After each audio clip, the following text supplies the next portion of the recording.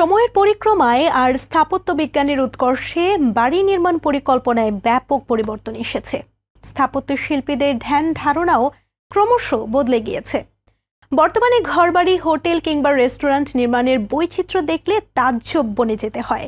আর এসব বাড়ি তৈরির পেছনে যেসব স্থপতি জড়িত ছিলেন তাদের প্রতিভাবান ছাড়া আর কি বা বলা যায়। তাদের এই খ্যাপামির মধ্যে অবশ্য বিজ্ঞান রয়েছে। সব নিয়ম মেনেই তারা নির্মাণ করেছেন অদ্ভুত বৈশিষ্ট্য ও শিল্পমণ্ডিত বাড়ি। বিশ্বজুড়ে ছড়িয়ে থাকা এমনই কয়েকজন প্রতিভাবান স্থপতির পরিকল্পনা ও তত্ত্বাবধানে নির্মিত বৈচিত্র্যময় কয়েকটি বাড়ি নিয়ে এবারের এই প্রতিবেদন। Crazy house. ভিয়েতনামের এই বাড়িটিতে প্রকৃতি আর রূপকথা মিলেমিশে যেন একাকার। 1990 সালে ভিয়েতনামের দ্য লাভ শহরে অদ্ভুত দৃষ্টিনন্দন এই বাড়িটি নির্মিত হয়। তবে এটি কোনো বসত বাড়ি নয়, এটি একটি হোটেল। ডাং ভিয়েত না নামের একজন পেশাদার স্থপতি এই বাড়ির নকশা করেন। তিনি ডাং কাঠ আর কংক্রিটে তৈরি এই বাড়ির নাম দেন ক্রেজি হাউস। বাইরে থেকে দেখলে মনে হবে এটি যেন এক খ্যাপাটে স্থপতির এক খ্যাপাটে বাড়ি। আর দূর থেকে বাড়িটির দিকে তাকালে তো হোটেল বলেই মনে হবে না, মনে হবে একটি গাছ তার ডালপালা মিলেছে।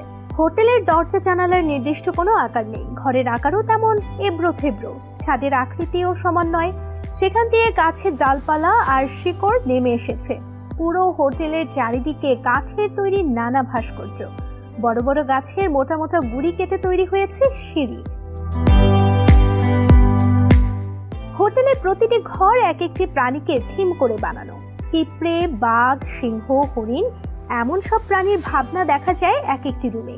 প্রথম দিকে মানুষজনকে খুব একটা আকর্ষণ করতে পারেনি এই ক্রেজি হাউস। খ্যাপাটে স্থপতির এমন পাগলামিকে অনেকেই ভালোভাবে নেয়নি, কিন্তু সময়ের সঙ্গে সঙ্গে বেশ জনপ্রিয় হয়ে ওঠে ডাংয়ের এই হোটেল, হয়ে ওঠে ভিয়েতনামের অন্যতম পর্যটন কেন্দ্র। Upside down house.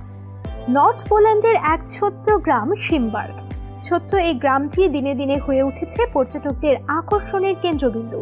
এই গ্রামের মাউন্ট ভিয়েজিতা পাহাড়ের নিচে নির্মিত হয়েছে আপসাইড ডাউন হাউস নামের এক উল্টো বাড়ি, যার ছাদ মাটিতে আর মেঝে আকাশের দিকে। ড্যানিয়েল ফ্লাপিয়াস্কি নামে এক পলিশ স্থপতির নকশা অনুযায়ী নির্মিত হয়েছে কাঠ আর কংক্রিটের এই বাড়িটি। এই বাড়ি নির্মাণ করতে গিয়ে বেশ বিপদে পড়তে হয়েছে ড্যানিয়েলকে। বাড়ির প্রতিটি দেয়াল, মেঝে আর ছাদের মধ্যকার সূক্ষ্ম কোণ পরিমাপ করতে গিয়ে নির্মাণ কর্মীদের প্রায়শই মাথা খারাপের জোগাড় হতো।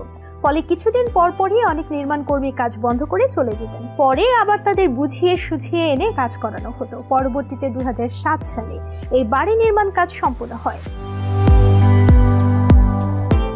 বাড়িটির ছাদের দরজা দিয়ে দর্শনার্থীদের বাড়ির মধ্যে প্রবেশ করতে হয়। মাথার ওপর মেঝে হওয়ায় সেখানে সাজানো রয়েছে টেবিল, চেয়ার, সোফা, খাট সহ নানা গৃহস্থালী সামগ্রী। এইসব দেখতে দেখতে অনেক দর্শনার্থীর নাকি মাথা ঘুরতে থাকে। ফলে বেশি সময় বাড়ির ভেতরে থাকতে না পেরে অনেকেই বের হয়ে আসেন। Hobbit house. রূপকথার গল্পের হবিটদের বাড়ির আদলে পেমব্রোকশায়ার ওয়েলসে এক পাহাড়ের পাদদেশে নির্মিত হয়েছে এই হবিট হাউস। প্রকৃতির মাঝে নির্মিত এই বাড়িটি এক কথায় অনন্য। বাড়ির নকশা ও নির্মাণ কাজের সঙ্গে জড়িত ছিলেন স্বয়ং বাড়ির মালিক সাইমন ডালে। একটি পরিবেশ বান্ধব বাড়ি নির্মাণ করার ইচ্ছে থেকেই তিনি এই বাড়িটি নির্মাণ করেন। বাড়িটি এমনভাবে নির্মাণ করা হয়েছে যাতে দিনের বেলায় সূর্যের আলো বাড়ির মধ্যে প্রবেশ করতে পারে, আর রাতের বেলায় সোলার প্যানেলের সাহায্যে আলোর ব্যবস্থা করা হয়েছে। পরিবেশ বান্ধব বাড়ি হিসেবে বিশ্বে এই বাড়িটি বেশ পরিচিতি পায়।